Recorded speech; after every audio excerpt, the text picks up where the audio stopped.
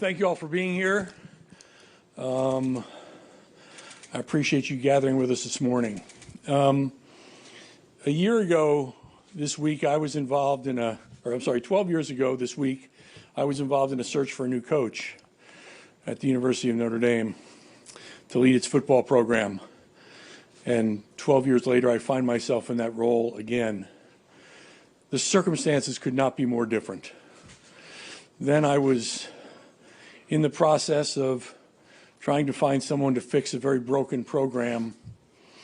And in a circumstance where, frankly, a lot of people didn't think this was a place they wanted to be because they didn't think Notre Dame was committed or able to produce championship football teams. I couldn't be more pleased with the difference I see today as I embark on another search. In my 14 years, this program has never been in better shape. We have never been in a better position to take the next step in building this program into a consistent contender for national championships. And I am excited with the opportunity to attract the next leader to do that. We are in that position in significant part thanks to Coach Kelly, who did a marvelous job of helping to restore the program at the University of Notre Dame. I am thankful to him and Pocky for all they contributed to this university and to the football program, and will be ever indebted for the contributions that they made. Similarly, we are in that position because of a great coaching staff and administrative staff. I think we have arguably the best staff in college football, and it's a testament to why we're in the position we're in today. But most importantly, I am in an envious position as I go out now and search for the next leader because of our student athletes. We have 118 of the best young men in America who are at the core of our program.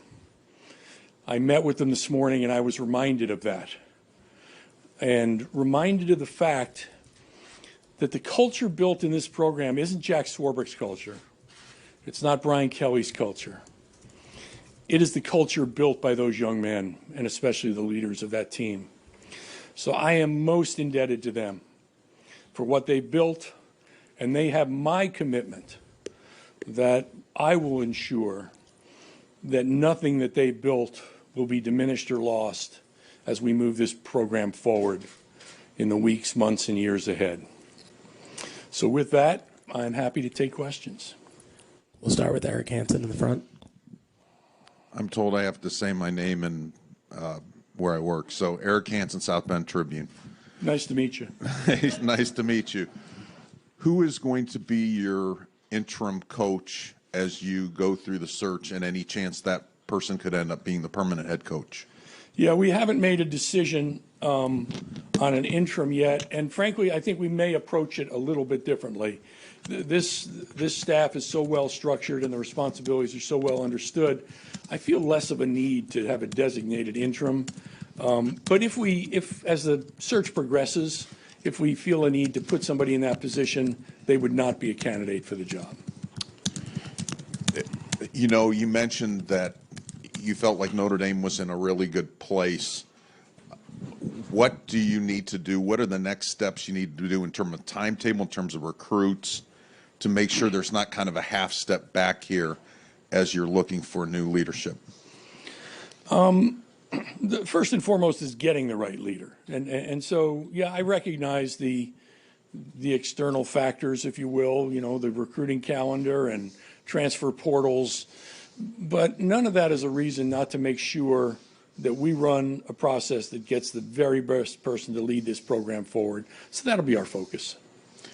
Last one from me. You mentioned the players, and players have a voice in a lot of things now. Will you invite their voice in the selection process?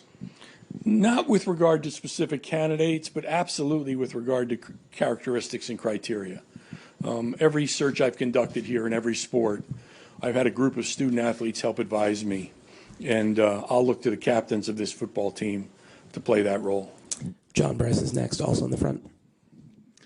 Hey, Jack. Thanks for your time. John Bryce, Football Scoop. It seems like Brian had at least one or more conversations with USC and then very obviously had one or more conversations to get to this point with LSU. Did he discuss those conversations with you? Did you get the sense there was something he was looking for that either he didn't believe he could find at Notre Dame or that Notre Dame could not deliver to him? Yes, he did not discuss with me the conversations he had with other universities. We always are talking about the program's needs and how to improve it, and there was not anything identified at any time that was something we could not accommodate or meet. We just simply didn't have those things come up. Did he give you any opportunity to try to convince him to stay or to match LSU's offer? And then last one for me would be, what are, in addition to what Eric asked, what are some of the defining characteristics that you will look for as you go through this process, and will you use a search firm? Yeah. If we will conduct the search, the University of Notre Dame, and I will lead that search. If we use any outside resources, it'll be for administrative purposes, background checks, maybe, booking my travel under a different name, all the things that try and mislead you guys a little bit, keep you off my tail. But no, we will take the lead on the search. No, Brian did not come to me, which frankly I appreciated, with some opportunity to match the offer. When we talked, he indicated that he was resigning to take another position. He thanked me for the opportunity the university had provided to him, thanked me for our friendship, which I very much appreciated, and I wished him all the best. And we talked a little bit about how today would work. Pete Byrne is next, middle row to your right. Jack, to your right in second row. Pete Byrne, WSBT. When did you have that conversation with Brian Kelly? And to what extent were you surprised that that's what he wanted to talk to you about? It was sometime last night, and I can't give you the exact time. I was not surprised. There had been enough in the weeks leading up that gave me a pretty strong sense that there might be other things that were attracting Brian. And then, of course, social media got very active during the day yesterday. So between the two things, I was not surprised. You've discussed with us in the past that for not just this position, but all of your head coaching positions, that you kind of always keep an ongoing running list of what direction you might consider turning in the event you needed to make a replacement. And I don't anticipate you're willing to share that list with us today. But as you look at who would be on your list, how would you characterize those people? Are you looking for someone with head coaching experience? Are you looking strictly in the college ranks? I'm just curious how you weigh those factors. Yeah. First of all, sometimes I think I'm the only AD in the country, but I don't keep a list of people, because my experience has been every search has its own dynamic and its own characteristics. So last time we did a football search, we built a list of characteristics. I can't remember now. I think it was 11 or 12 that we built first, and then we screened candidates against that list. And high on that list was rebuilding a program. Well, rebuilding a program doesn't even show up on the list this year, right? And so a different focus takes you in different directions, and that's where I'm pleased to say we are today. And I forgot to address the characteristic question that was asked earlier, so I'm glad you brought it back up. Fit at Notre Dame is number one. This is a unique place, and it is important that you understand and appreciate the uniquenesses. And so that's a critical element of this. Increasingly, the role of college football head coaches is a CEO role. And so clearly understanding your approach to building and managing staff becomes very important. Next, what's your approach to playing the game? What's your style? What do you do how do you achieve victory on the football field? And then a whole list of things that relate to attracting and developing great student athletes, and especially the development part of it. I'm really pleased with where our recruiting is today and the improvements we've made in it, the resources we've put into it. But I still want to be a great development program. And so what are your ideas on developing young men to be great players, great champions, and great parts of our community? As it relates to your head coach being CEO-like, will you entertain someone that's not been a head coach before? I don't want to answer it as a hypothetical, right? I mean, we're going to take those characteristics and, we're going to find the best person. And I don't want to set any individual criteria as part of that. And lastly, have you guys reached out to anyone yet, just to begin gauging interest? No. Okay. Although I've had a lot of outreach. And we'll spend today starting to reply to that outreach. Tim Priester is next in the back. Tim Priester, Irish Illustrated. Jack, most of what I was going to ask has been asked, but just is there a timetable that you're working under as you move forward with this? No, every search process has its own rhythm. And you want to do the best job you can, not the fastest job you can. We're going to do the best job we can to find the right person to lead Notre Dame. And then in terms of communication with assistant coaches, do you meet with all of them? How will that process go? Well, the first decision I made last night was to keep them on the road because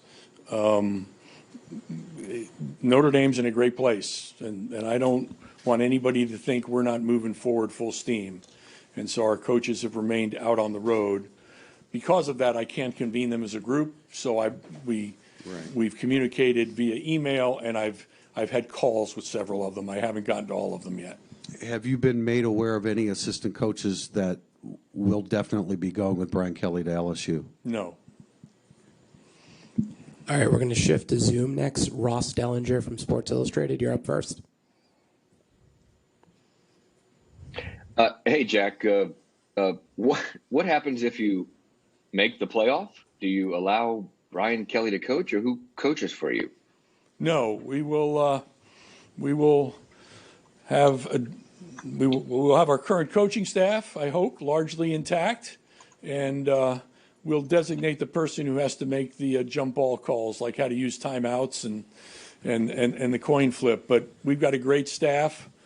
We got great coordinators, and so I have every confidence that we will be fully prepared for what I hope is a CFP game. But if not, I'm certain it'll be a great New Year's Six game, and Brian will not be part of that for us. Jack, and one last thing.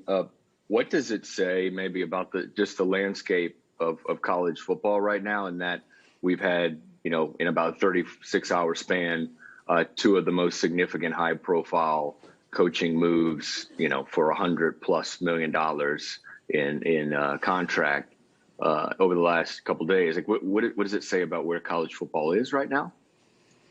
Oh, I probably need more time to process that. I mean, obviously, it has. You've seen a significant shift, right? You've seen a shift in mobility and a shift in compensation. And I think your question's the right one. I don't have the answer, but I think we better be asking it. We better be asking what we want college football to be and how we make sure it still fits inside a university environment. Up next is Patrick Engel from Blue and Gold. Jack, kind of going off of that, when you look at the timing of this with a departure from a major program that's still in the mix for a CFP berth, I guess kind of how do you process that, and how surprised are you that it happened when it did with you guys still in the mix? It's the timing is always going to be this, right? I mean, two things have happened. One is schools have accelerated their decisions to relieve coaches, and you saw that this year. But coaches are going to make the decisions this time of year because if you get further, you're probably don't have attractive options available to you. So nothing surprises me about the timing or that it occurs in a year where we have had an exceptional year and are well positioned for postseason. That's a little bit of the dynamic now. And look, 12 years is a really long time at Notre Dame. And we were incredibly well served to have Brian here for that period of time. But it's a long time. And I have contemplated for some period of time that there had to be an end point coming. We hadn't talked specifically about when that was. But so in both the long-term perspective and the near term, this wasn't a surprise. And I think this place is perfectly prepared to move forward. Pete Sampson is next from The Athletic. Go ahead, Pete. Jack, in terms of infrastructure, facilities, what does Notre Dame need next from your point of view to compete for a national championship, to take sort of the next final step? Well, the first thing is to note how pleased I am with what we've accomplished with facilities in recent years. I think we have the best indoor athletic center, our indoor football facility in the country. And most of the NFL scouts that come in make that same observation. So that was a major investment we've made. We've made investments in our other practice fields. We've made investments in the building itself. We redid all of the offices last year. So it's a matter of continued investment. We'll always be updating the weight room. We'll always be updating the locker room. And at some point in the not too distant future, we need to figure out how to most effectively either expand or change the footprint for the football operations building. Pat Forty is next from Yahoo Sports. Go ahead, Pat. Jack, yeah, several of my questions have actually been asked and answered, but wanted to follow up. You mentioned that schools have accelerated their process with changing coaches, and do you think that's a good development, or is it just kind of the nature of the beast? Is that going to be the way things are done from now on? I suppose it's hard to generalize because every circumstance is a little different. But I hope it doesn't become too much of a trend. I think the experience for the student athletes is generally better when they have continuity through their season. And so I hope we won't see it as a trend. Quick follow-up, separate topic, but following off what Pete Sampson asked you there. Are there other areas that Brian Kelly may have expressed any desire for Notre Dame to have flexibility on, whether it is admissions, whether it's housing, whether it's NIL, anything like that? No, we just didn't have those. I mean, we always have personnel discussions about do we need another X or Y on the staff, and we've always been prepared to support those, and we talk about facilities. But one of the things I appreciated about Brian and why he was successful here was maybe after a little initial resistance, he came to appreciate the things that define Notre Dame, like its residentiality policy, like its admission standards, like its unique eligibility standards. And so it'd been a long, long time since we had conversations about any of those. Lane Higgins from the Wall Street Journal is next. Go ahead, Lane. Hey, Jack, thanks for doing this. I kind of had a question that's a little less specific about what things on campus Brian Kelly might have taken issue with. But, did you get the sense that he felt that he had reached a ceiling at Notre Dame in terms of what he could accomplish? I mean, obviously, incredible seasons and success and, making the college football playoff, but never really getting that monkey off its back of getting past the first round. Yeah, I don't want to speak for Brian. I mean, he can answer that question. I think it's fair for me to share that he told the team today that it was just about another opportunity and a right time for his family to take on another opportunity and have another experience. Struck me how much it sort of was similar to the comments made by Lincoln the day before, right? And I think there's an element of that.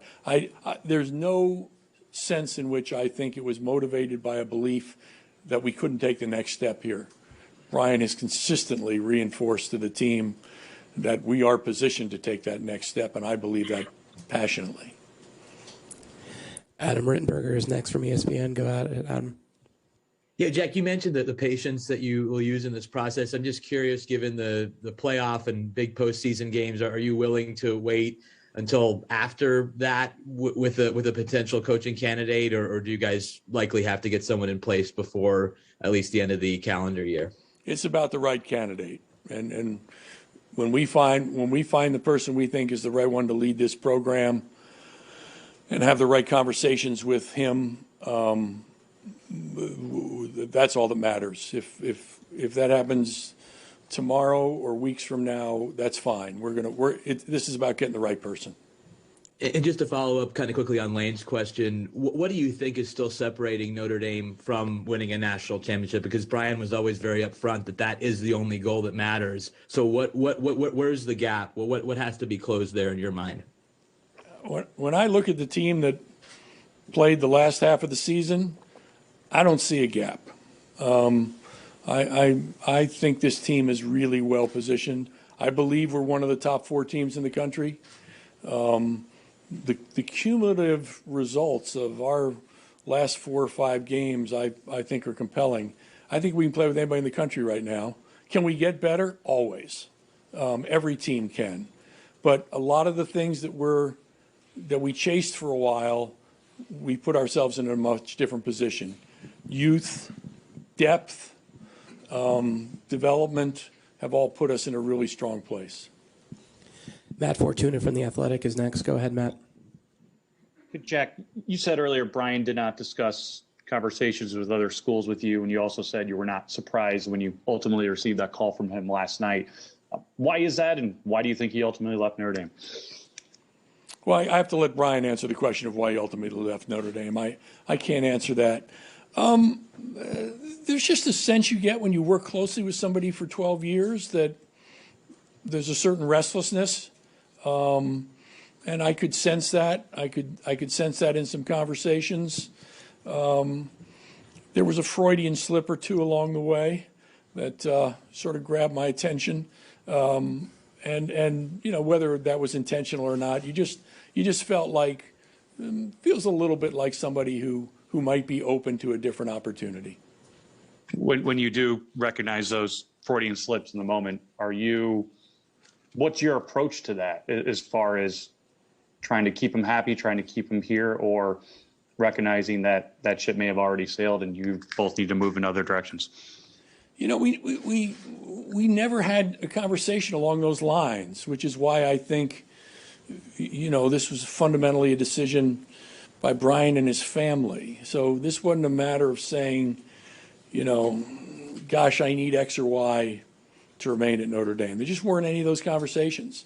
And, you know, I would not have resisted to enter into those conversations.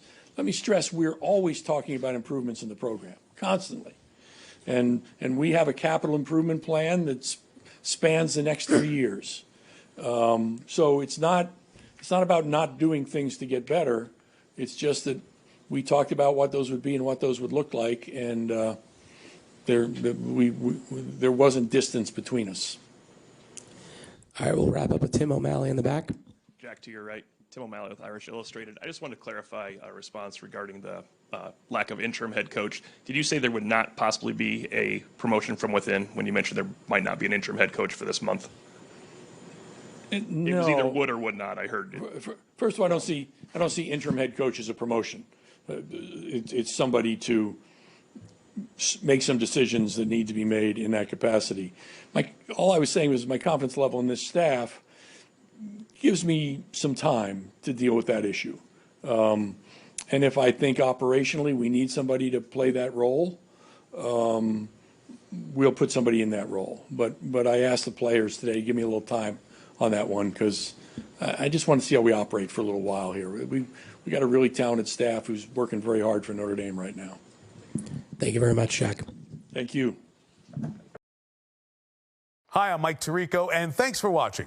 Make sure to hit subscribe for the latest news and highlights from NBC Sports.